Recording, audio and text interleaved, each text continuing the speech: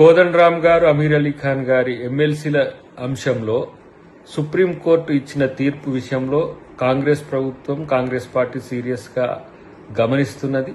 ఆ తీర్పు తాలూకు అంశాలన్నింటినీ కూడా ఏ విధంగా జరిగిన కాన్సిక్వెన్స్ అన్నిటిని కూడా గమనించి రేపు సెప్టెంబర్ 17న జరగబోయే ఫైనల్ హియరింగ్స్ లో మా వైపే న్యాయం ఉందని చెప్పి మేము ఈరోజు ప్రూవ్ చేయగలం. ఎందుకంటే గత గవర్నర్ తప్పుబట్టి పక్కన పెట్టిన వాటిని 2 సంవత్సరాలుగా మేము ఆ ఖాళీలను నింపకుండా ఈ ప్రభుత్వం ఉండలేదు, ఈ గవర్నర్ కూడా ఉండలేడు.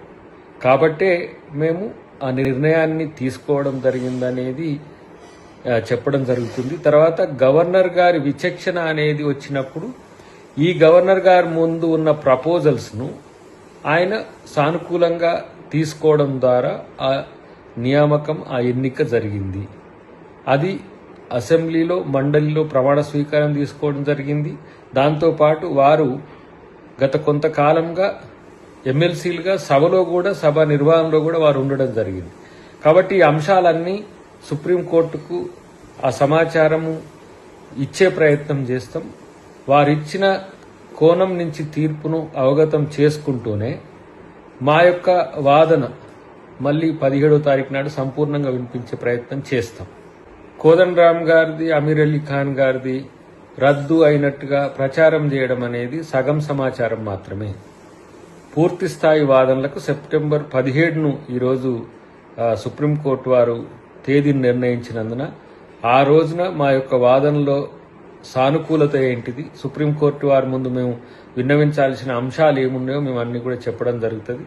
గతంలో కేసీఆర్ గారు సరైన పద్ధతిలో నియామకం చేయలేకపోవడం వల్ల, లేదంటే సరైన పత్రాలు సమర్పించలేకపోవడం వల్లనే గతంలో గవర్నర్ తమిళసై గారు ఆ ప్రతిపాదనను తిరస్కరించడం జరిగింది. కాబట్టి అది వాళ్ళ సమస్య.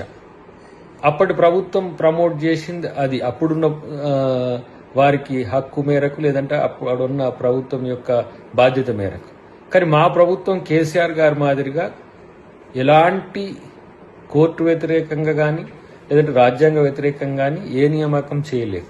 మాకున్న పరిధిలో మేము చేసిన నియామకం అనేది సహేతుకం అని చెప్పి సుప్రీంకోర్టు వారి ముందు సంపూర్ణమైన సమాచారాన్ని మేము ఇవ్వడం జరుగుతుంది. అది సెప్టెంబర్ 17 నాడున పూర్తి స్థాయిలో కాంగ్రెస్ పార్టీ, లేదంటే కాంగ్రెస్ ప్రభుత్వం యొక్క వాదన వినిపించి ఆ తీర్పులో కూడా మేము విజయం సాధిస్తామనే నమ్మకం మాకుంది.